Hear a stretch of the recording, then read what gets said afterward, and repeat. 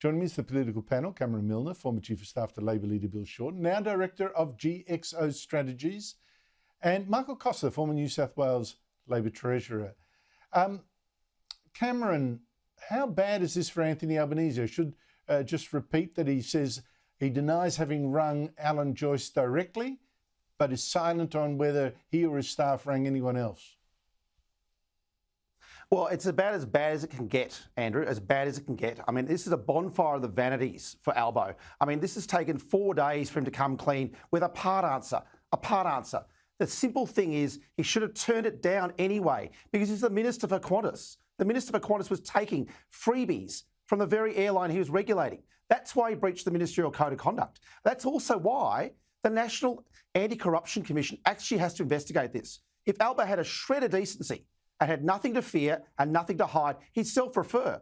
Because this is a complete scandal that a minister responsible for Qantas, which is hardly a popular airline out there, and Alan Joyce, hardly a popular CEO, was taking freebies from him while turning a blind eye to competition and turning a blind eye to all the terrible things that Qantas was doing to its workforce and everything else. No, this is a scandal, and only the NACC, the National Anti-Corruption Commission, can get to the bottom of this and get to the truth, Andrew. Michael, what do you make of it?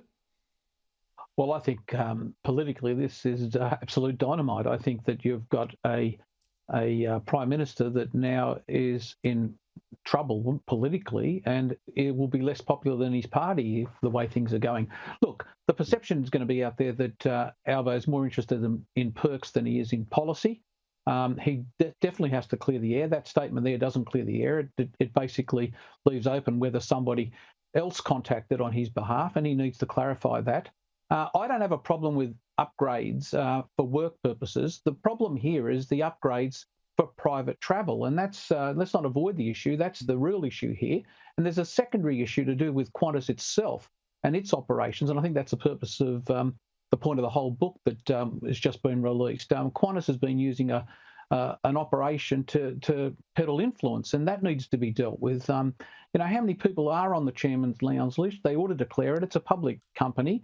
If people are getting upgrades on seats that could have been sold, that's a shareholder matter. And remember, Qantas has just been fined $100 million for deceptive behaviour by the ACCC. So look, we've got an airline that's got problems, and we've got a Prime Minister that's got a perception problem. And I agree with Cameron. This needs to be looked at by the National Corruption Commission, not in relation to the upgrades itself, in relation to that Qatar decision. We still don't know what was the rationale for that decision. What was the public policy interest in banning Qatar Airlines? We know that it's increased the cost of travel. The Anti-Corruption Commission needs to have a look at it. Yeah, well, no, Cameron, you've both mentioned that the National Anti-Corruption Commission should be looking at it. The opposition has suggested that Albanese refer himself to that. But now we find out that the head of the commission is himself a member of the Qantas Chairman's Lounge, as is the CEO, as are 4 of the deputy commissioners. I mean, Peter Dutton says it doesn't matter, but what do you think? Can this commission of Qantas Chairman's Club members now investigate Albanese over his links to Qantas? Well, just being in the Chairman's Club doesn't mean that you're corrupt or that you've got a problem. So let's set that aside. I mean, I think it's an image problem. I agree with Michael that Qantas should absolutely axe the Chairman's Lounge after this. It should be gone. There's a grift that it involves, the graft that it involves, shouldn't be in Australian politics any longer. But no, I think the NACC is set up by Albanese, by Dreyfus, to get to the very bottom of these sorts of things, to restore public trust in decisions that ministers have made. And Albo clearly made decisions by sins of omission and sins of commission. So things he set aside and put off for another day helped Qantas, and key decisions also helped Qantas directly. Yeah, while he was receiving, as Michael says, personal benefit, not for work, personal benefit to get first-class trips around the world. That's why we have a National Anti-Corruption Commission, and that's why Albanese should be witness number A for the NACC. Well, he denies, of course, I should put it for the record, that there is a connection between any deals he was, freebies he was given and decisions he made. But the point is that the people can ask these questions is exactly why he should have refused the gifts, because of the perception and the possibility. Absolutely, Andrew. Now, the inflation figures today, Michael, headline inflation has fallen to 2.8%. That's under the 3% limit of what inflation should be, but that's only because of the subsidies to power bills, especially the government's been paying out, and they're only temporary. The real inflation rate, the trim mean, is still 3.5%, too high to cut interest rates, although the Treasurer, of course, today was whooping it up. Here he is. Today's numbers show that we are on track for a soft landing in our economy. We are confident but not complacent about the substantial progress that we are making as a country.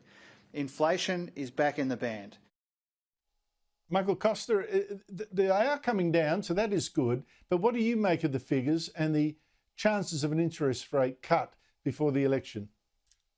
Well, I don't think there'll be an interest rate cut before the February RBA board meeting. That's what's clear from today, because, you know, you can spin it all you like, but the bottom line is it's still outside. The trim mean is still outside the band.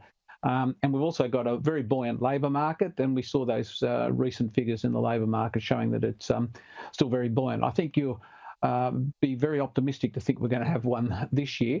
The problem for the government is twofold.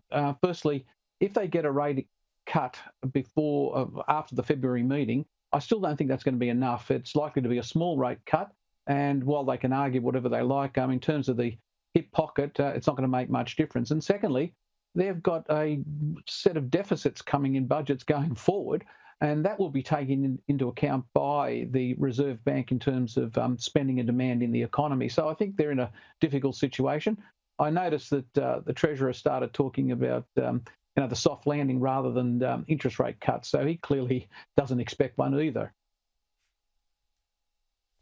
Cameron, can I just quickly finish with you? I know that you're a fan of Jim Chalmers. It is interesting that he was out there announcing good news, fronting the cameras. The Prime Minister, meanwhile, was in hiding. How long before Chalmers thinks that he'd be the better guy to run the government? Well, I think Chalmers is the better guy to run the government, and I've said that on your program. Look, the Labor caucus has got a huge problem with Albanese because it's all about Albo when it comes to Albo, not about the ALP. And we've got to get out there and actually fight cost of living. And Jim Chalmers was doing that today while Albo was in witness protection. Yeah, and when do you think he's going to decide he should take over? Well, I think caucus has got to move, and I think the next 3 weeks in November are critical for caucus members to have come back from electorates to work out whether Albanese can actually do what needs to be done during the campaign. Because goodness knows, the last week and the week before with the $4.3 million retirement home are disastrous. And that was an election campaign. Labor would be gone. Yes, I think he might just be saved, Albanese, by this score coming a bit late in the season, but you never know. We shall see. Michael Costa, Cameron Milner, thank you very much to you both.